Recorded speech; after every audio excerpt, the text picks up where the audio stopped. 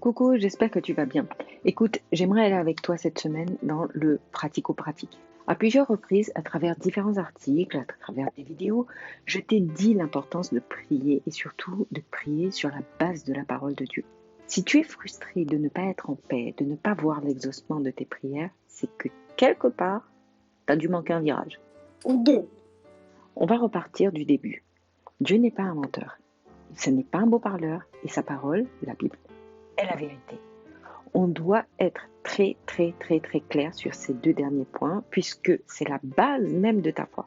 Si tu remets en question l'un ou l'autre de ces faits, ça ne va pas coller pour la suite. Donc, premièrement, je vais te demander de prendre un temps après avoir regardé cette vidéo et de déterminer si oui ou non tu crois réellement sans l'ombre d'un doute que Dieu est créateur de tout, de tous, qu'il règne depuis toujours et pour toujours. Deuxième point validé. Sa parole créatrice de vie, créatrice de tout, est devenue chair. Pour toi, pour moi, a vécu en tant qu'être humain, s'est donné pour pouvoir racheter tous ceux qui la reçoivent en tant que vérité et pour en faire des fils de Dieu. Apocalypse 22, 18, 20. Je le déclare à toute personne qui écoute les paroles de prophétie de ce livre. Si quelqu'un y ajoute quelque chose, Dieu lui ajoutera des fléaux décrits dans ce livre. Et si quelqu'un enlève quelque chose aux paroles du livre de cette prophétie, Dieu enlèvera sa part de l'arbre de la vie et de la ville sainte décrit dans ce livre. Celui qui atteste ces choses dit « Oui, je viens bientôt. Amen. Viens Seigneur Jésus. » Jean 1, 1, 4. Au commencement, la parole existait déjà. La parole était avec Dieu et la parole était Dieu. Elle était au commencement avec Dieu. Tout a été fait par elle. Et rien de ce qui a été fait n'a été fait sans elle. En elle, il y avait la vie et cette vie était la lumière des êtres humains. Jean 1, 10, 13.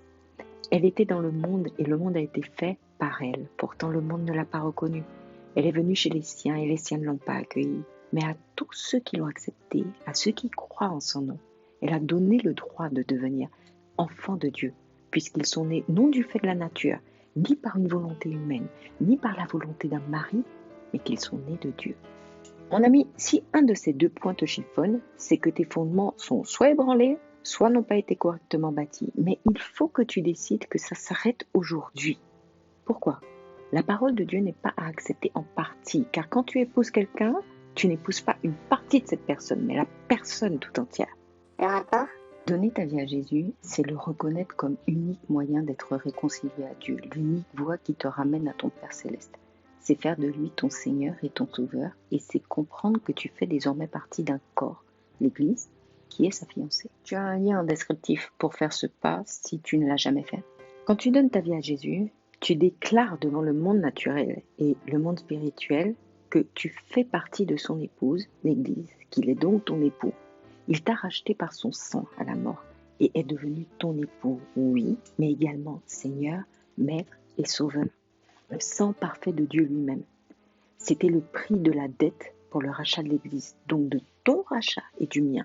Ce rachat fait de nous les serviteurs de Dieu dans un premier temps, et c'est l'intimité qui nous donnera de passer du statut de serviteur à celui de fils ou fille, puis à rentrer dans la dimension de l'épouse. Dans notre cas, tu n'as jamais vu une transaction aussi bénéfique pour toi. Tout, absolument tout, ce qui va être fait, tout ce qui va t'être demandé après que tu aies changé de propriétaire, va être pour ton bonheur, pour ta joie parfaite. C'est-à-dire. Oui, tu as changé de propriétaire. C'est le principe de la seigneurie. Donc, ton choix est d'opter pour croire à des mensonges et être en mode souffrance pour l'éternité, ou croire en la vérité et gagner une vie éternelle d'amour, de paix, de joie. Sachant que tu es aimé et que tout ce qui t'est demandé, c'est de répondre à cet amour en suivant des voies qui vont faire plaisir à celui qui t'aime, te rachète et qui a tout donné pour toi. Le bonus, ces voies te rendent toi-même parfaitement heureux, heureuse. Point numéro 2, Milord. Jean 3, 14, 21. Il faut aussi que le Fils de l'homme soit élevé, afin que quiconque croit en lui ne périsse pas, mais qu'il ait la vie éternelle. En effet, Dieu a tant aimé le monde qu'il a donné son Fils unique, afin que quiconque croit en lui ne périsse pas, mais ait la vie éternelle.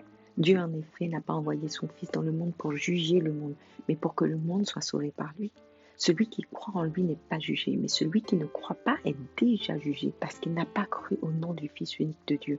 Et voici quel est le jugement. La lumière est venue dans le monde, et les hommes ont préféré les ténèbres à la lumière, parce que leur manière d'agir était mauvaise.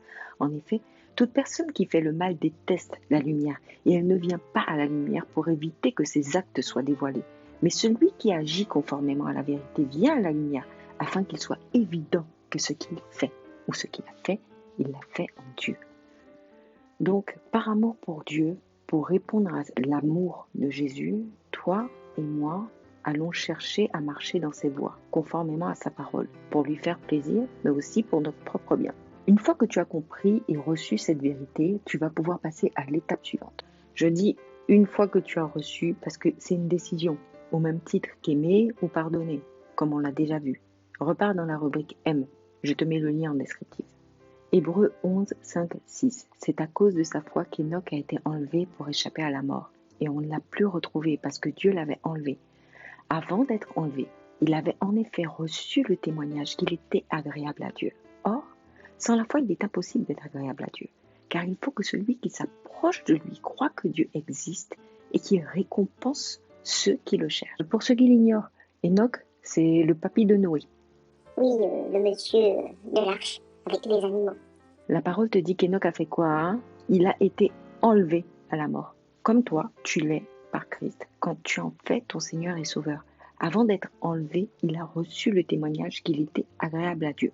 En gros, le bonhomme marchait dans l'amour et la crainte de Dieu et faisait ce qui lui était agréable. Et enfin, la parole te dit que sans la foi, tu ne peux pas être agréable à Dieu. Romains 10, 17. Ainsi, la foi vient de ce qu'on entend et ce qu'on entend vient de la parole de Dieu. Hébreux 11, 1. Or, la foi, c'est la ferme assurance des choses qu'on espère, la démonstration de celles qu'on ne voit pas. Ok, la foi prend sa racine dans ce en quoi tu espères et te permet de saisir dans le surnaturel ce que tu espères pour le ramener dans ton monde palpable. Tu espères quoi? Pendant hyper longtemps, Super longtemps, mamie. Beaucoup trop longtemps. je jeûnais, je priais, je pleurais, parfois je me roulais par terre. Don't judge me. Je ne comprenais pas pourquoi ce que je déclarais, pourtant avec ferveur, avec zèle, avec force, avec foi, Selon moi, ne se produisait pas. Et un jour, Dieu, certainement fatigué du spectacle à chaque nouvelle déception, m'a fait la grâce de m'expliquer un truc qui va te faire gagner énormément de temps si tu l'entends, l'acceptes, le reçois et le mets en pratique. t'es prêt? Prête. Ok. Dieu n'est pas ton génie de la lampe. Ça a l'air tout couillon comme ça. Mais laisse-moi être plus précise. La parole te dit que Dieu veille sur sa parole pour l'accomplir. Tu trouves ça dans Jérémie 1, 12. Alors oui, il t'a été donné en Jésus tout pouvoir de lier et délier sur la terre comme au ciel. Mais il faut tout lire. La parole te dit exactement en Matthieu 18, 18. Je vous le dis en vérité, tout ce que vous lirez sur la terre aura été lié au ciel. Et tout ce que vous délierez sur la terre aura été délié au ciel. Ce que tu déclares, c'est ce qui a déjà été lié et délié. Tu ne viens pas avec ta wishlist Tous tes souhaits. en te disant c'est tout ce que je veux que j'ai. C'est pas ça la foi.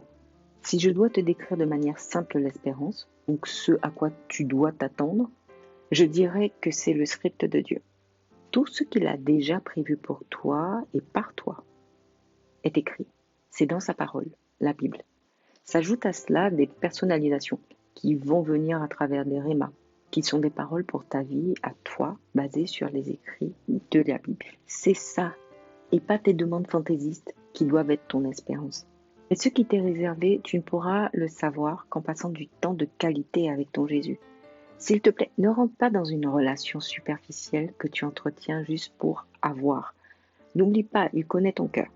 Si au début, il peut t'exaucer par grâce, parce que lui t'aime réellement, à la longue, c'est usant de satisfaire quelqu'un qu'on sait avec soi par intérêt. Ton espérance sera la parole de ton Dieu, la volonté de ton Dieu. Alors avant de rentrer dans des heures de prière où tu vas combattre on ne sait quoi sur on ne sait quelle base, s'il te plaît, va d'abord t'informer auprès de ton Dieu de ce qu'il est pour toi, de ce qui est pour toi, de ce qu'il attend de toi. Apprends à rester dans le silence après lui avoir simplement dit « Papa, remplis-moi de la connaissance de ta volonté. en toute sagesse et en toute intelligence. C'est pas de moi, c'est dans Colossiens 1,9. Fais de cette quête le socle de tes prières. C'est en sachant en qui on espère et en quoi on espère que la foi pourra ensuite être activée. Ready?